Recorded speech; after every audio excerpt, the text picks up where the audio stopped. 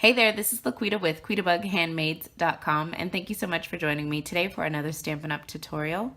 So I have decided to bring back a series that I used to have on my YouTube channel, and if you've followed me for a while, you may be familiar with that series. It was Stampin' Up Saturdays.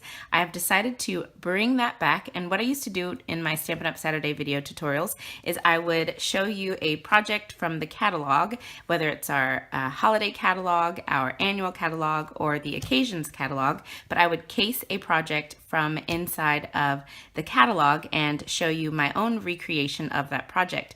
So I'm going to bring that series back. I know a lot of you really enjoyed it. I enjoyed doing it. It just got to be hard to keep up with, so I've decided to bring it back, but I will only do it 2 times a month. So 2 Saturdays out of the month, I will feature a project from one of our current catalogs and case that project. So I hope that you guys enjoy the series coming back. I'm excited to bring it back to you.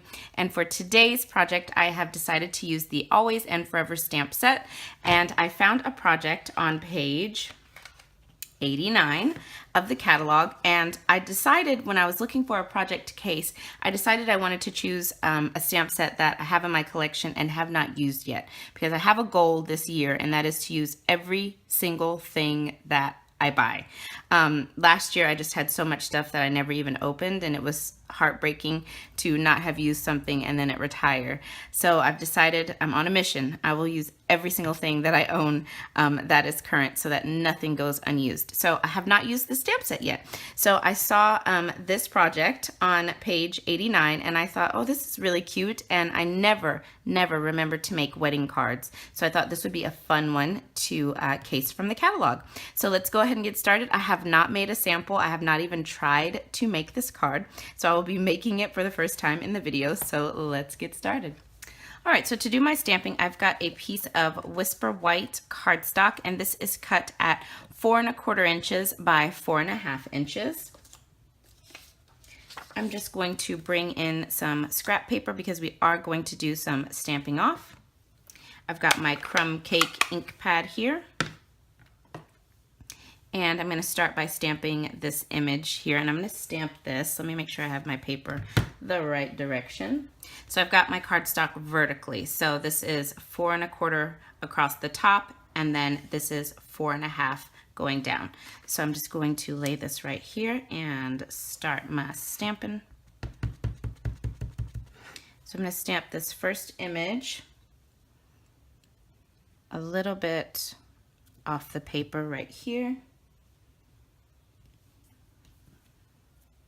Okay, ink this up again.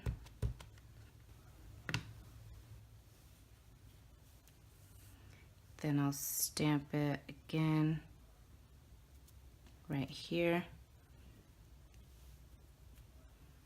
Okay. Put this one right here. And then do this one right here. Just like that.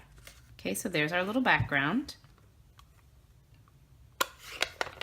Okay, so now I've got another piece of Whisper White, and we're going to use Early Espresso ink to stamp the Mr. and Mrs. sentiment here. I'm just going to ink that up. Okay. And center this and stamp right about there. Okay, that looks good. Ooh, I love that.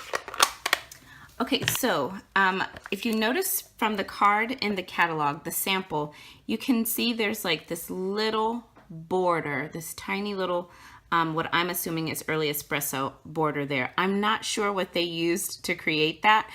Whatever was used, I don't have it. So I went through my collection of dies, and in the Seasonal Layers Thinlits, I found this little image right here. So you've got a little scallop image in there. So I decided to use this. That's the closest thing I could find.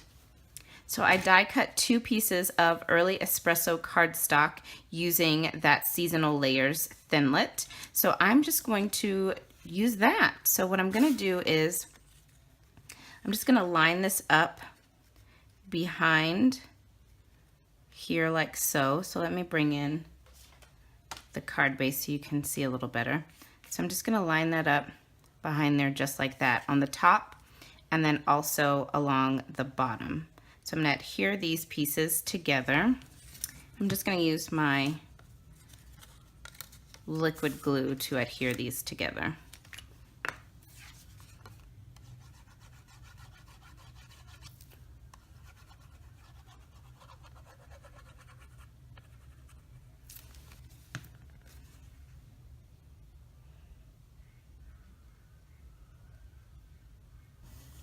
Okay, so I've got that one on there. Just flip it over, add a little bit of adhesive here.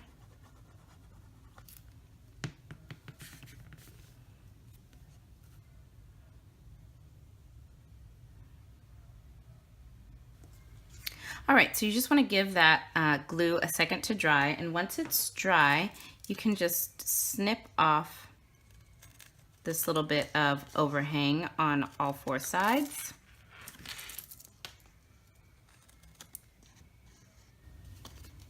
All right, so there is my little scalloped edge there along the top and the bottom. So it's a little different than what's in the catalog, but I like it. It's so much fun to use the samples in the catalog for inspiration, or, you know, like I said, just case them. It's just a lot of fun. So I'm gonna go ahead and adhere this down to the front of my card, and I'm just gonna center this up. So I guess that's gonna have to be centered. Yeah, there we go. And then we'll just give this a nice crease with the bone folder. All right, so now I'm gonna take my Mr. and Mrs. and just add a little bit of adhesive there on the back. And then I've got some of our gold metallic thread.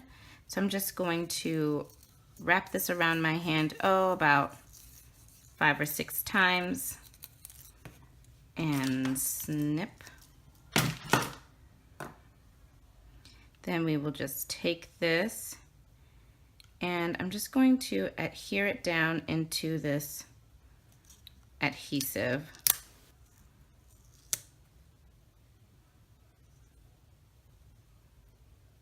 There we go.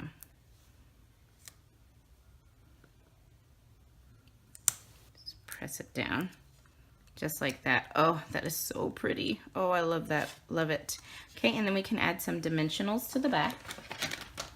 So I've just got 4 here along the back.